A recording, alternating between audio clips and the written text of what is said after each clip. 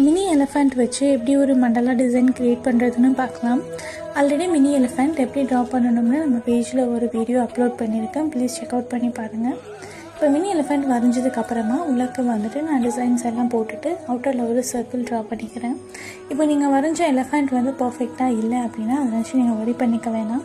ஏன்னா நம்ம வந்து சர்க்கிள் ஃபுல்லாகவே கோன் வச்சு ஸ்ப்ரெட் பண்ணுறதுனால உங்களோட இம்பர்ஃபெக்ட் கூட பர்ஃபெக்டாக மாறிடும்.